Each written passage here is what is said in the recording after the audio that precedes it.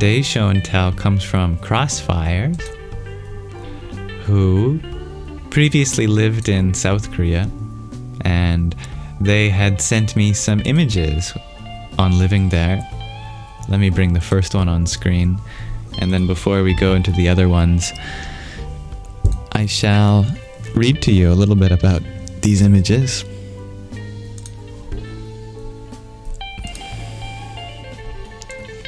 Here we are. You can already see the big laughing Buddha. I love that. So, in her own messages, Crossfire shared that she's been meaning to send me more pictures from when she lived in South Korea, in hopes that maybe I can identify the statues that they pray to. We shall see. And she mentioned that I'm welcome to use it as a show and tell if I like, which I certainly would. Wauchong village was the name of the place that she visited almost 10 years ago now, and you recognize one of them as being Buddha. She had a Korean lady tell her that they did not even know about Christianity or see a Bible until the 1980s. So let us go through them together, shall we? You look forward to it, Nyanjelo Pak. You're very inspired by Korean art. Oh, lovely. Yeah, this is definitely a Buddhist place, this region.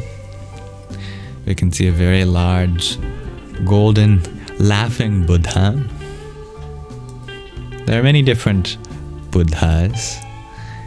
If you didn't know, Buddha is a title that means awakened one in Sanskrit. I'm not familiar with all the different varieties, but I can recognize that one.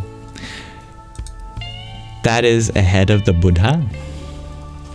Definitely the Buddha that most people are familiar with. Siddhartha Gautama. With his long earlobes, golden complexion, and pine cone head. It's said that the pine cone is a symbol of the third eye, which is very interesting. I'm not entirely sure why. Maybe you could make a connection to the pineal gland. Thank you, Mihai, for the heart me that you sent as well. Welcome, my friend. Namo Buddhaya. And Derek Smileys, thank you for your trio of tiny tinies. Yahoo! Welcome, dear Miananda and Orla. Beautiful nature. I would very much like to be in this warm weather right now. We see the silhouette of some statue from the back. I'm not sure what. Here we have some piles of stones.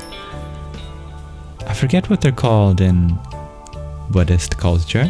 Maybe you know, but often these piles of stones and large hills made of dirt are made to symbolize holy relics, places of pilgrimage, or burial grounds. Yeah, similar to a cairn that I think Nyanjelo Pak you're referring to, you find all throughout the United Kingdom.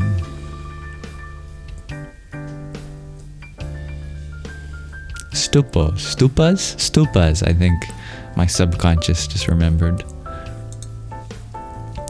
Here we have what is probably a mythological figure from the historical religion of Asia, including Korea, that was integrated somehow into Buddhism, maybe Vajrayana Buddhism, I'm not sure. How do you spell stupa? I think it's S-T-H-U-P-A. Stupa. Or maybe there isn't an aspirated T. Maybe it's just S-T-U-P-A. Here we have, this is the female Buddha, if I'm not mistaken. I'm unfamiliar with her name. But I like look at this little baby in front. I don't know if you can see that. If I zoom in just below her. A baby looking up to her, a baby on a lotus leaf. I love that. Maybe another Buddha to be looking up at their mom.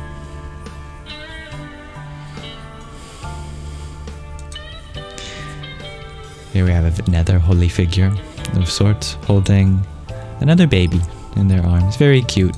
I love that. We need to see more holy figures just holding babies. Very wholesome.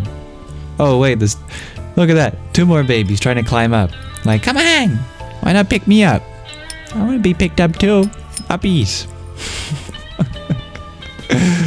Oh, there's a 3rd one kneeling way below as well. This is me when I wanted uppies.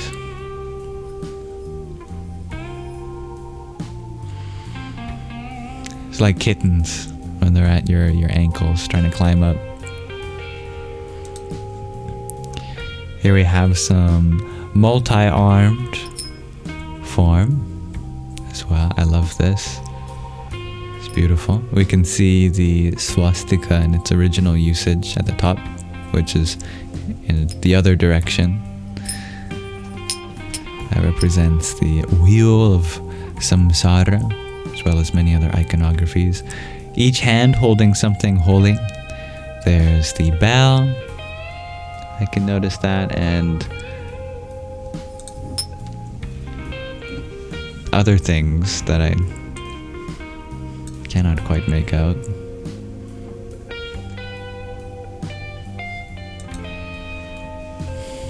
It's beautiful.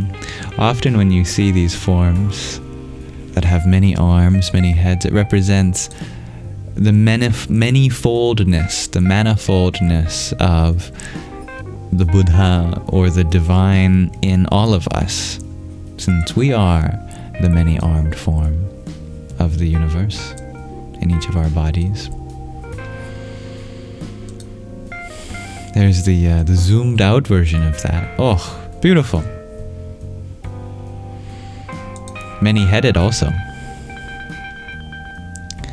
And on the left side, I think we can see some other iconography. We can see the wheel of Dharma being held, an axe, a tiny vase. I love all the symbolism.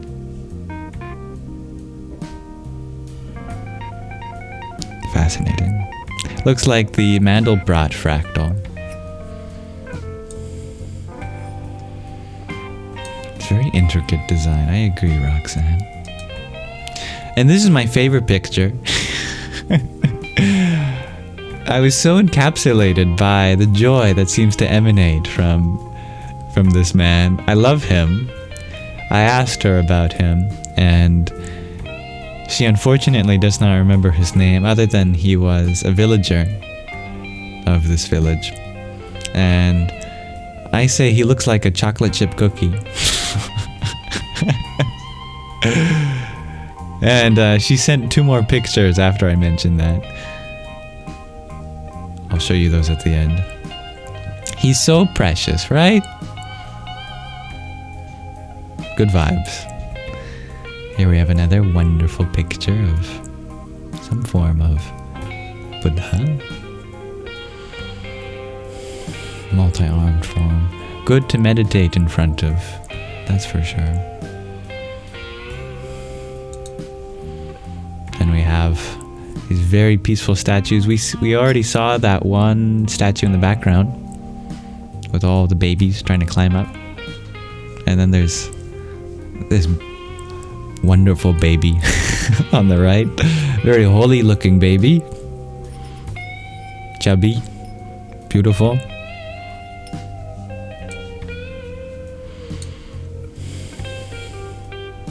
I'd love to be here, and what a Zen garden this all looks. I really like that big statue of the head of Buddha.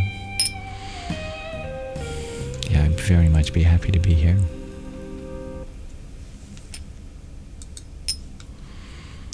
Another lovely statue being protected by the weather.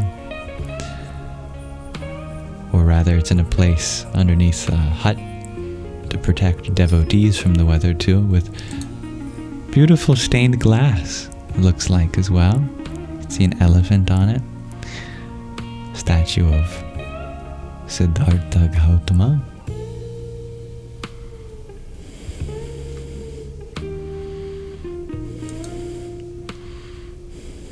Wonderful Korean woman.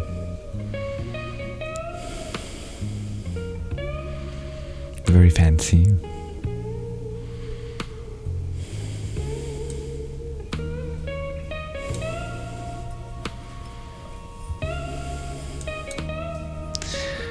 Here we have a very intricately decorated building with its columns and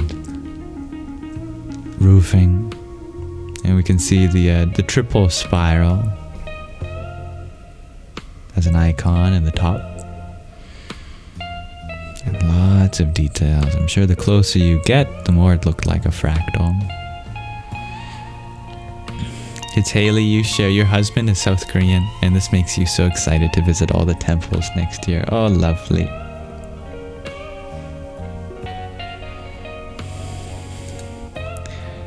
And here's an owl and an owlet.